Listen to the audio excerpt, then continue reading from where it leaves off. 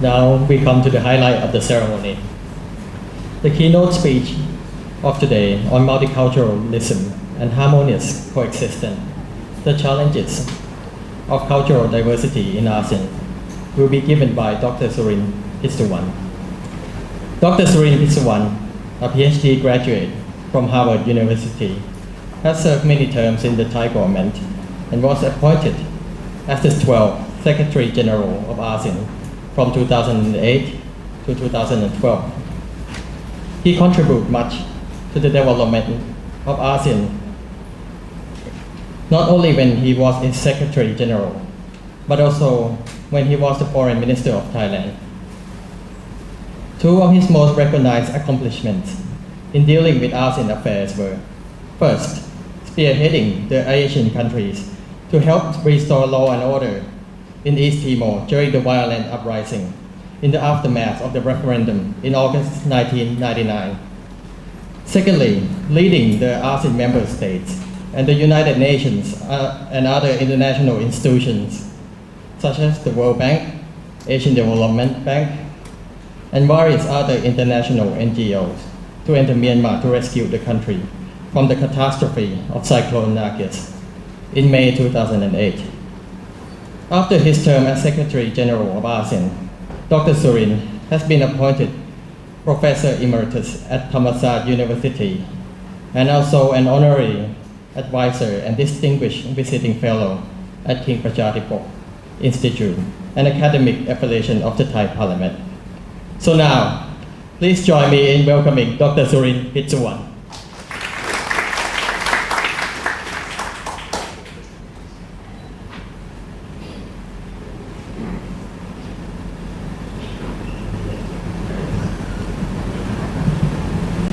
Thank you very, very much for that very kind introduction. พระคุณเจ้า Venerable monks, the Vice Dean, okay, Dr. Pricha Suntranan, Vice President for Student and Alumni Affairs, Associate Professor Thanya Supha Tantra Tu. I have the problem too, so don't worry. When it's translated into Latin alphabet, it's very difficult to pronounce the Thai name too. Professor Watini Bunsilak, sorry, that's the eyes. Former Dean of the College of Religious Studies, Mahidol University.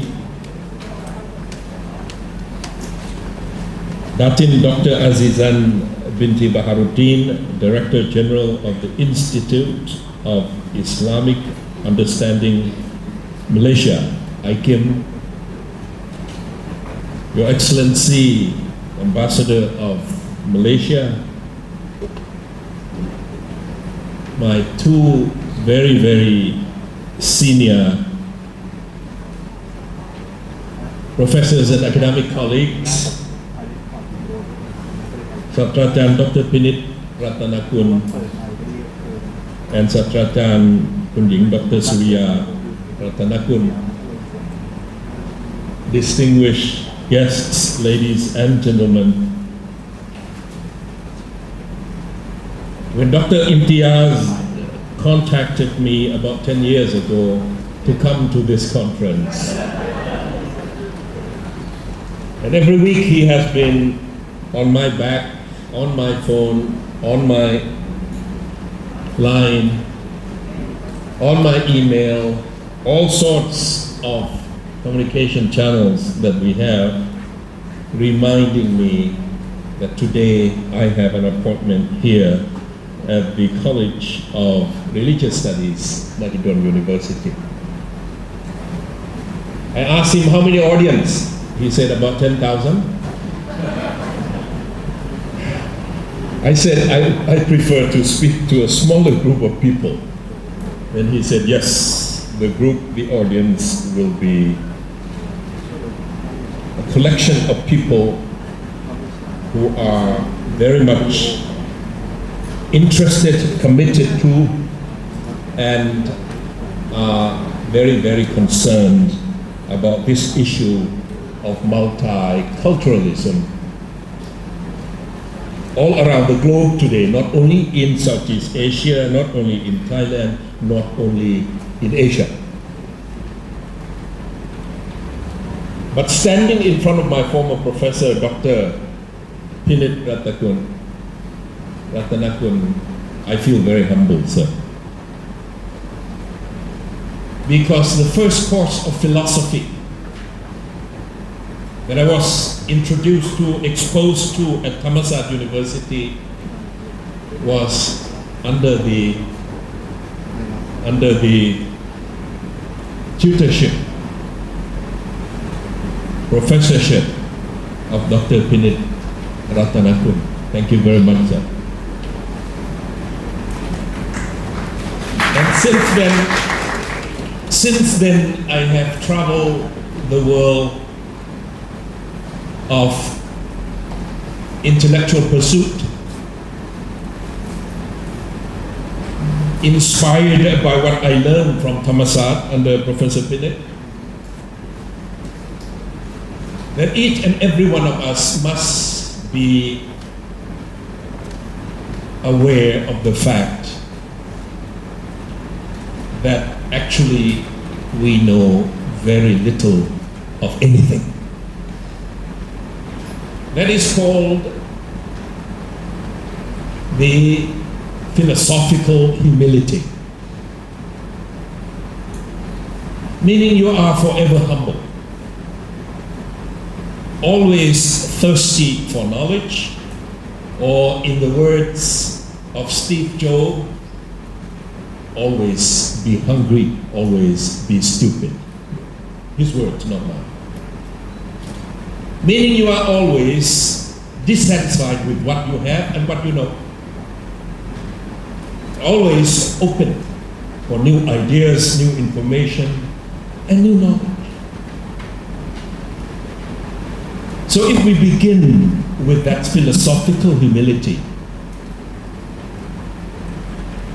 and in Islam, Madam Ambassador, Professor Azizat, in Islam, the last words that the teacher would say before closing the text after reading to the students, the last phrase is always Wallahu A'lam.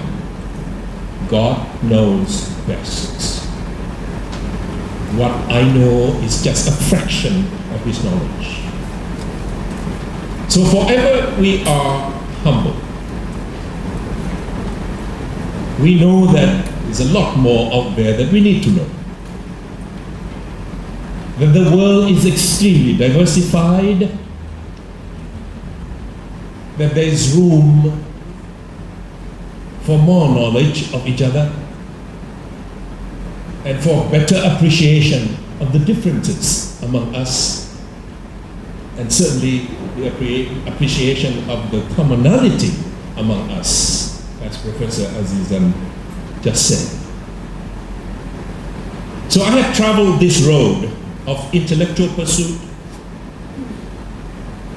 and I have used that philosophical humility all along, knowing that everyone has something to teach and to share and to educate if we are open with that humility in our hearts and in our soul.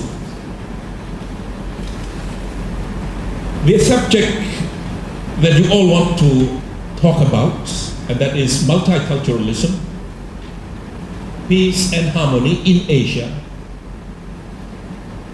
It is a very timely subject, precisely because Asia and the Pacific has become more and more important to the global community, more than 10 years ago, more than 20 years ago, definitely more than the last century.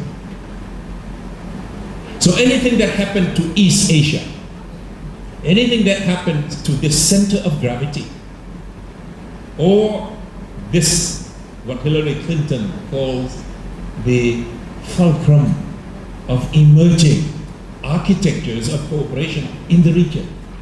And others have called us locomotive of growth, locomotive of recovery for the global community. Anything that happens to us in terms of war, violence, misunderstanding, tension, religious conflicts will have further and stronger repercussion and implications on the global community than 10 years ago, than 20 years ago, than last century. So over half of the humanity lives in this part of the world, East Asia. China and India alone, already almost 3,000. Out of 7.3 billion humanity, over half are already in Asia and the Pacific. And yet the diversity in this part of the world is very, very extreme.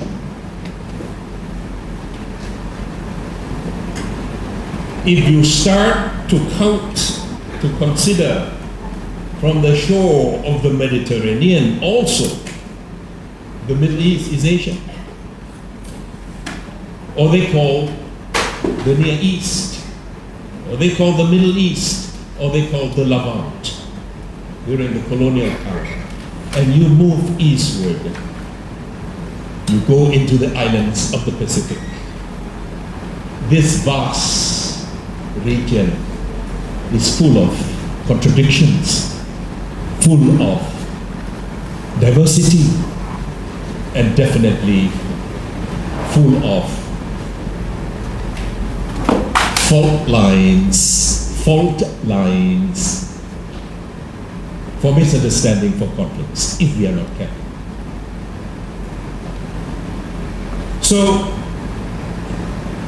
if we think about the future, and the future is, right now we have 7.3 billion people like you and me. 35 years from now, mid-century, 2050, we will have 9.2 billion humanity on Earth.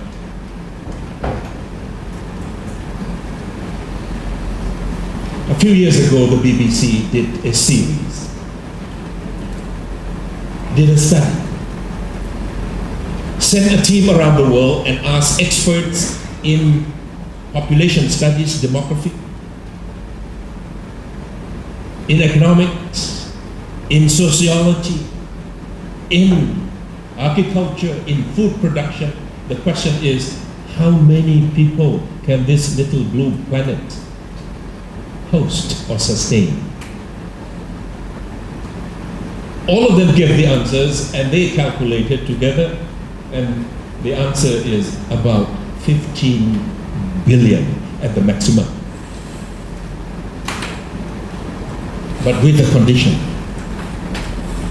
15 billion if every man and woman consumes, uses natural resources equal to the people of India. You know the conditionality now. But if the people of the world consumes and uses natural resources equal to the people of North America, everyone wants to achieve that level of progress, of consumption, of ownership, of utility of the resources, of usage of the resources around the world. If everyone consumes at the level of the North American people, this planet Earth can only sustain 15 billion people. No, this planet Earth can only sustain 1.2 billion people. Meaning by the middle of this century, we will need 5 more planets. meaning we need a space vehicle to take us somewhere else, meaning we have to work on a migration plan, which I am not aware of anybody is doing that. So the world has become, in the words of Mr. Tom Friedman of the New York Times, the world has become crowded, too many people. The world has become hot because of climate change, and the world has become flat, borderless. We move. Right now there are 65.3 million people who are migrants around the globe, including 1 million who went into Europe last year. Out of this 65.3 million people, about 21 million are refugees, running away from conflicts, running away from confrontation, from violence, seeking peace and security for themselves and for their families and for their children. Have you seen that photo of a 5-year-old child washed ashore in southern Greece? A refugee from Syria became a symbol of that conflict and that violence in that part of the world, particularly Syria. And recently there was another boy, 3 years old, Danish, his name. He was bloodied with bombs and with shrapnels from the conflict and the violence in his hometown in Syria. So we will see a lot more of this. Tension, conflicts, overcrowdedness, movement of people, lack of appreciation, lack of understanding among us and between us. So the future is extremely worrisome for all of us. And for those of us, those souls who are concerned, who are worried, we must get together and try to find a way to a better future for all of us, not just here in ASEAN, in Southeast Asia, but in the rest of the world. As far as Southeast Asia and ASEAN is concerned, we also have a tremendous diversity. 10 countries, 620 million people. We have all civilizational communities here. We have 4 Theravada Buddhism next to each other: Myanmar, Thailand, Cambodia, and Laos. Theravada Buddhism.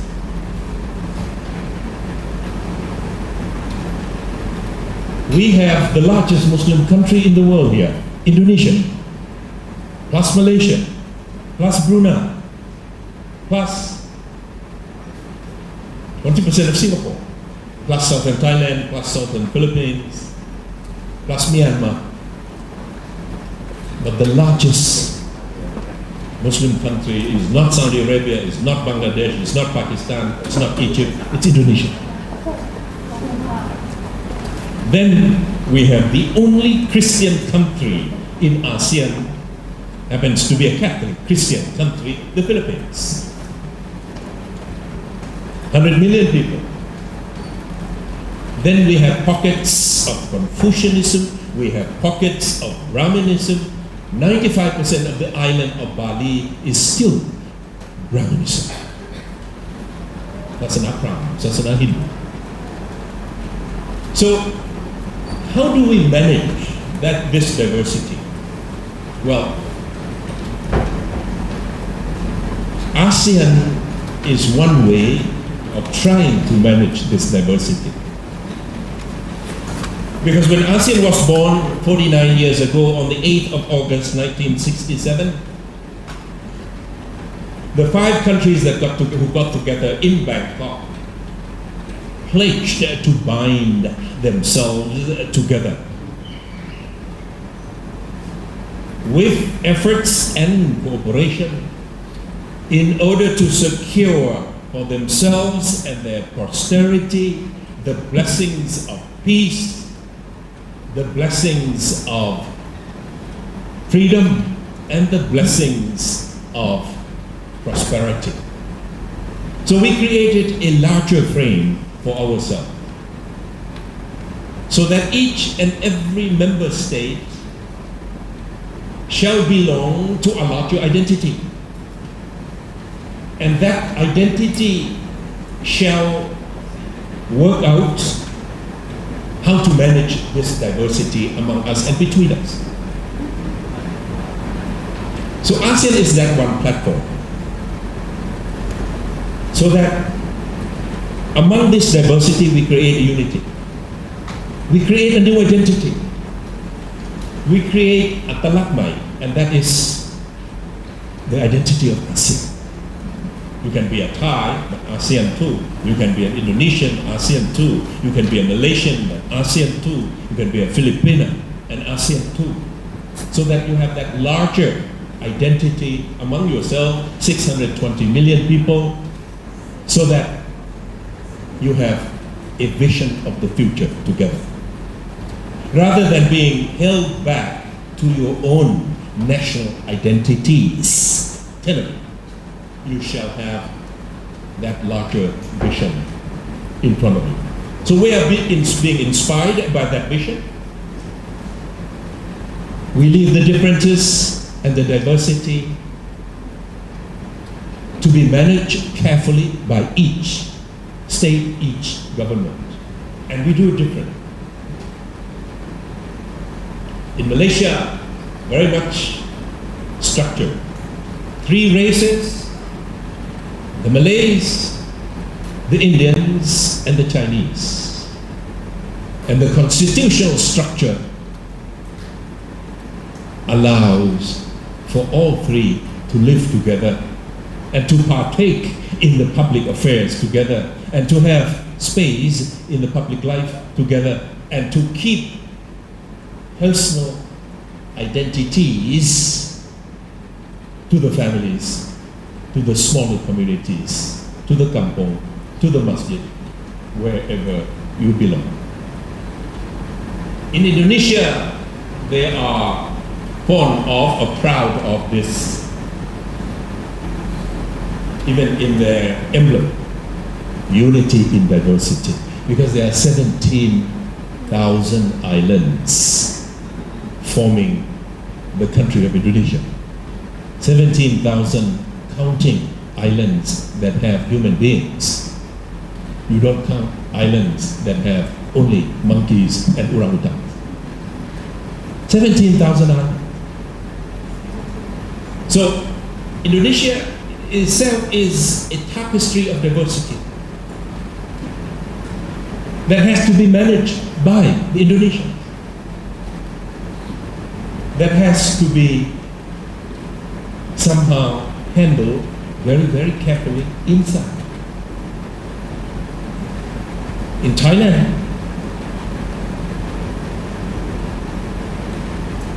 the head of state, the monarchy, is the supreme patron of all religious communities, of all religions.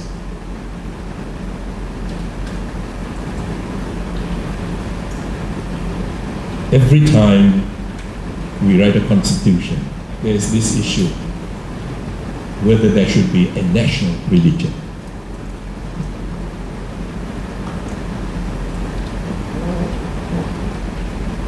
And I think it is known that His Majesty the King himself wishes that the monarch is a Buddhist Putthamamaka. That's adequate. There's no need to introduce that. element into the constitution. So we handle our diversity differently. Some have been successful, others are still struggling and trying. In Myanmar, you have this problem of the Rohingyas and the ethnic groups, 18 of them. And they are trying to manage that diversity. They are still in the discussion. The Union of Myanmar, meaning the union of various tribes of Myanmar, ethnic groups, hill tribes, the Karen,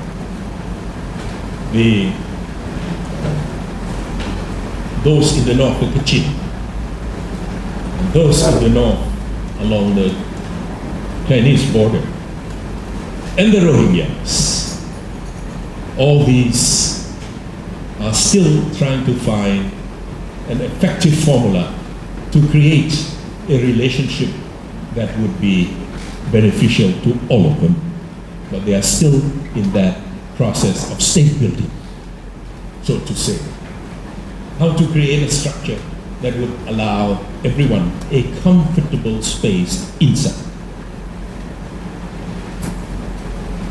Now, there is no other way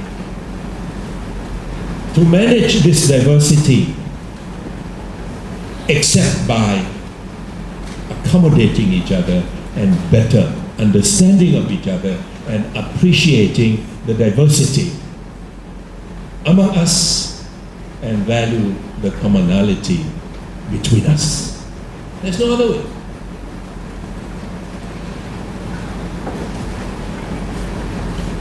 The tide of globalization is connecting us to everyone else, every other country, every other state, every other 192 members of the United Nations. We are all connected through this wave called globalization.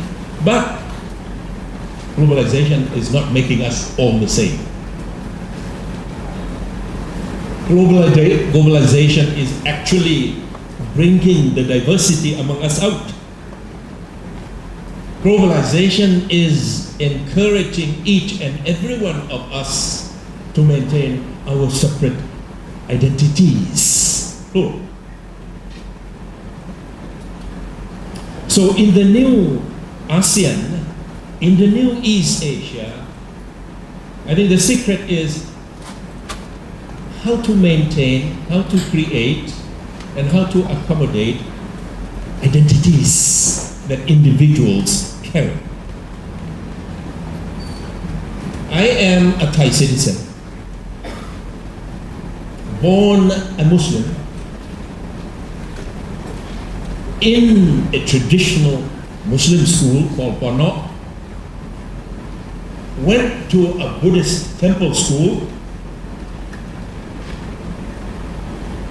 and I had to ride a bike down to school in the city, 10 kilometers down, 10 kilometers up.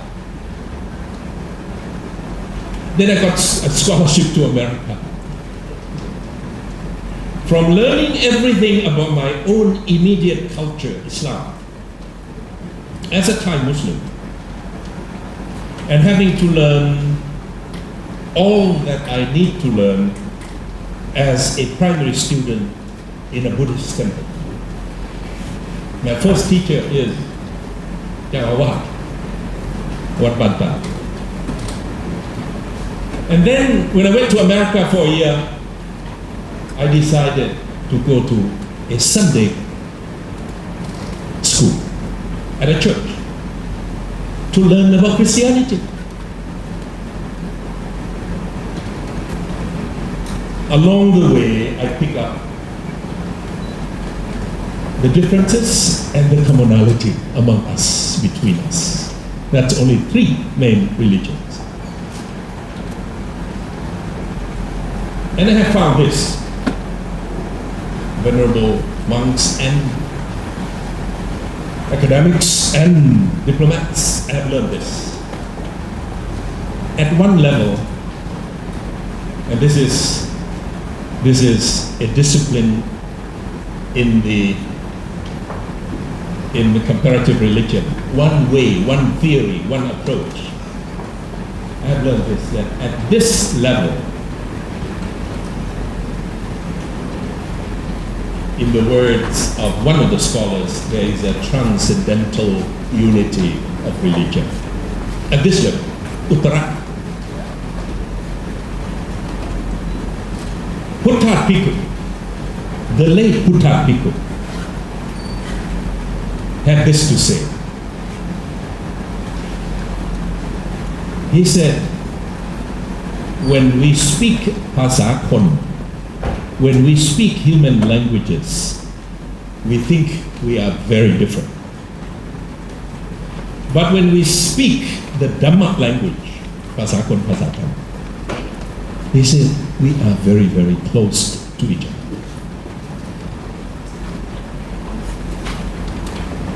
So I think if we take that as a guiding principle in our roadmap forward for humanity, within this diversity that we have apparent among us, different identities. I told you about that part of my biography, to say that I have so many identities in myself. A Muslim Bodok student or not student, a temple student, Buddhist temple student, a Sunday school student in America, came back to Thammasat University, studied with Dr. Pinnick, went back to America to study liberal arts, on to Harvard to study Middle Eastern studies, part of my identity, Middle East, Islam, and then political science for my PhD, and then a member of parliament, and then a diplomat, and then a minister, and then Secretary General of ASEAN, carrying within myself multiple identities. There's no such one Surin. There are many dimensions of Surin. I think the challenge for all of us is how to handle those dimensions. And be true to yourself at the same time, which is very difficult. But such is the challenge of globalization. Maintain your diverse identities, being true to yourselves and your tradition, but also being instrumental in connecting the diversity that you have found in your life, in your career, in your work. That's the challenge. So I guess all of us, ASEAN, East Asia, will have to begin with identifying what is the core of our identity. And what are other things of other identities that we carry within ourselves that can be connected with the rest of the region, within ASEAN, within East Asia, that we have something in common. And then you try to create a platform or a network of cooperation and relations that would draw the strength of the diversity rather than having to live in conflict because of those differences that we have among us. A friend of mine here is from MIT, an economist. I don't know why he is here for. But it shows that an economist, foremost from MIT, is also concerned about this problem. We have our military officers here because they are concerned about this problem. So I think the secret is how to manage the diversity within yourself and find the commonality among those diversities that you have in yourself มิติต่างๆที่ you have in order to connect with others who happen to have similar dimensions and diversity within themselves, within himself. Then we can talk about peace. We can talk about harmony. After all, we are all human beings. After all, we are all humanity. After all, we have been placed here, one among 7.3 billion now, in order to make sense of our existence here. Why are we here for? Are we here for just ourselves, myself, my family? Or are we here for a larger group of humanity?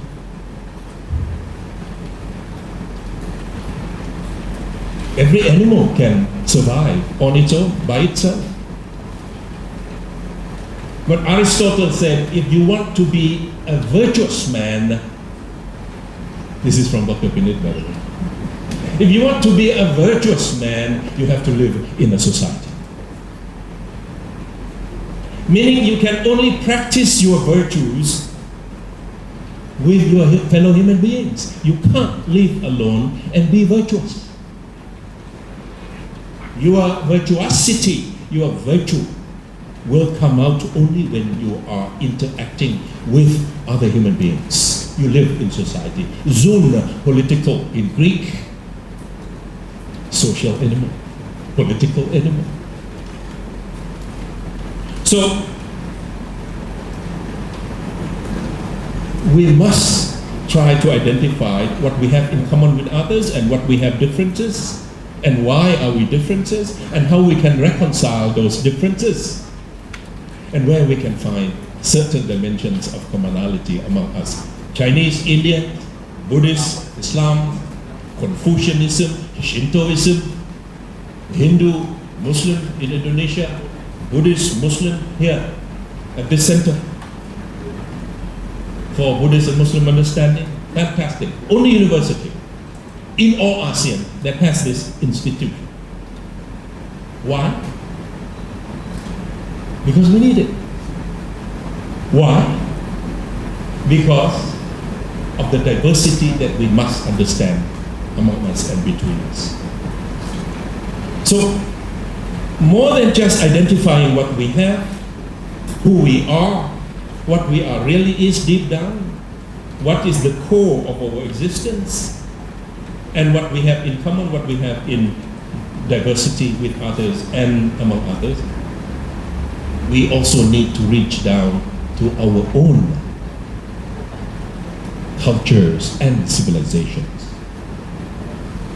In Islam, Professor just recited, God creates men, women too, from one pair,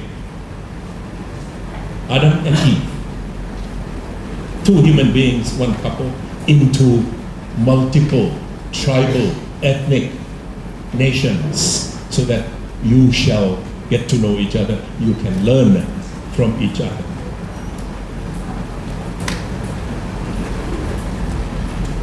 In Buddhism,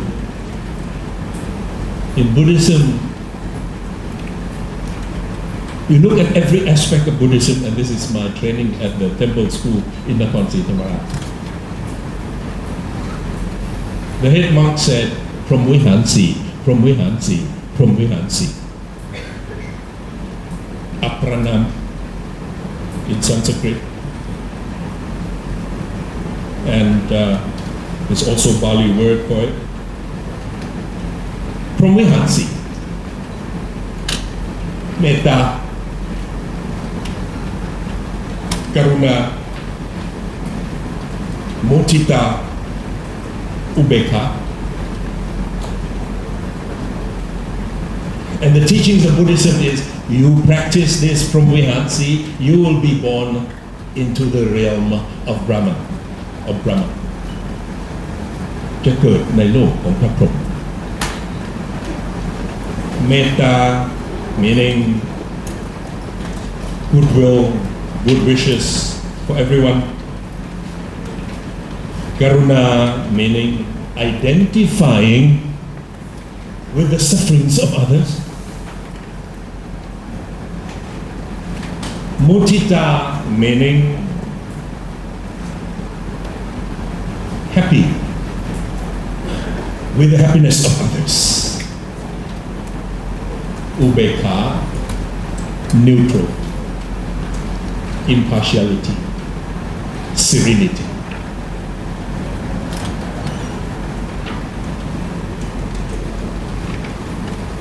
We have to go into Hinduism. Hinduism said all of us are reflections of the ray of Paramatman.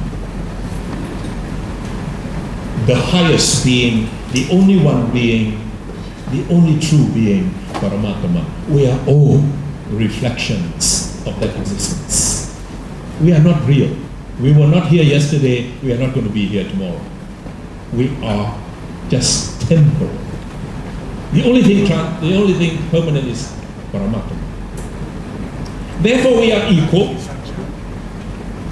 Therefore we are connected through Him. Therefore we must appreciate and respect each other.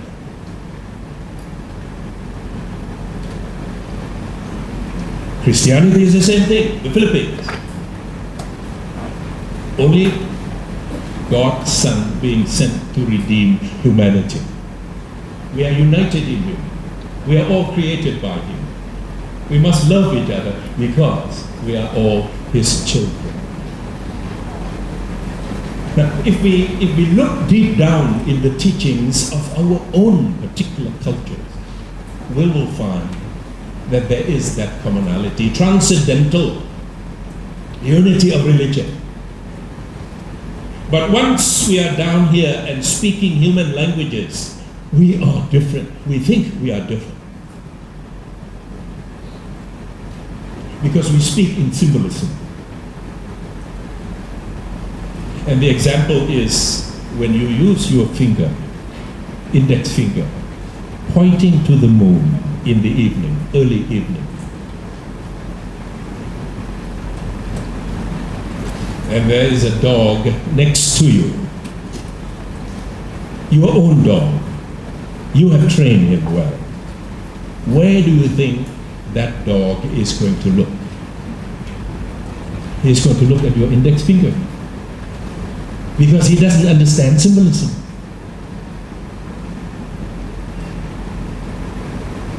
But if there is a child or a human being next to you, that human being is going to look at the moon because the finger is pointing to the moon. That's why it's called index. Human languages are nothing but a collection of symbolisms.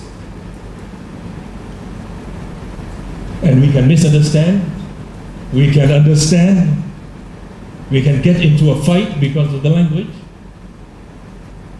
We can appreciate each other because of the language. But the human language, are a collection of symbolisms. We say a word, we utter a sound, we agree that it means something. And it depends on the levels of understanding of what that word means, what that sound means. And we can be different there too. So, first, we have to manage and we have to know that within ourselves we have multiple identities. And that we have a lot more in common within these multiple identities. And that in the depth of our culture, individually, whatever religious communities or whatever civilizational communities we belong to, there are always something common between us and among us, beginning with our humanity. So, let me end by reciting a poem, this transcendental unity of man, by a poet, an English poet, a transcendental poet by the name of John Donne, who died in 1631, in a poem called No Man is an Island, meaning no woman, Ambassador. No woman is an island. No man is an island, he said, entire of itself. ไม่มีใครยืนอยู่ได้โดดเดี่ยวเดียวดายด้วยตัวเอง Every man is a piece of the continent, a part of the main. มนุษย์ทุกคนถ้าเปรียบเสมือนเกาะก็เป็นส่วนหนึ่งของทวีป Every man is a piece of the continent, a part of the main. ส่วนหนึ่งของ the bigger humanity. And he said, any man's death, meaning any woman's suffering, meaning any child's hunger, meaning any person's illness, ill health, any man's death diminishes me. มันกลับกรอนตัวผมด้วย It has taken away something from me. Any man's death diminishes me because I am involved in mankind เพราะฉันคือส่วนหนึ่งของมนุษยชาติ And he said, send not to ask for whom the bell tolls ไม่ต้องส่งใครมาถามหรอกว่า message นี้ว่าข้อเท็จจริงนี้ว่า the truth อันนี้ว่าเราคือหนึ่งเนี่ย Send not to ask for whom the bell tolls. It tolls for thee.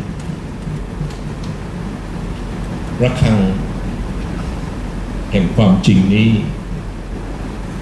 มันดังเง่งกว่าเพื่อพวกเราทุกคน With all the diversity that we have among us, with all the misunderstanding that we have among us, with all the differences, the suspicion, the mutual suspicion, the disrespect, with all prejudices that we have for each other, at least we have one thing in common, our common humanity. Send not to ask for whom the bell tolls. It tolls for thee, every one of us. I wish the proceedings in the next 2 days are successful. Because this is a challenge not easy to be resolved. It is a challenge that is now engulfing the entire world. Everywhere there is this problem of multiculturalism, integration, assimilation, interfaith. Everywhere there is this problem in spite of the forceful flow of globalization. We're supposed to be one, connected, but each and every one of us somehow feel alienated from the main, from the flow, from the tide. It is not beyond our capacity to come together like this one, like this gathering, like this international gathering, to look forward into the future where we find more mutual respect, more commonality, and more sense of philosophical humility that we can share and learn from each other only if we keep our minds open to each other. Good luck. Thank you very much.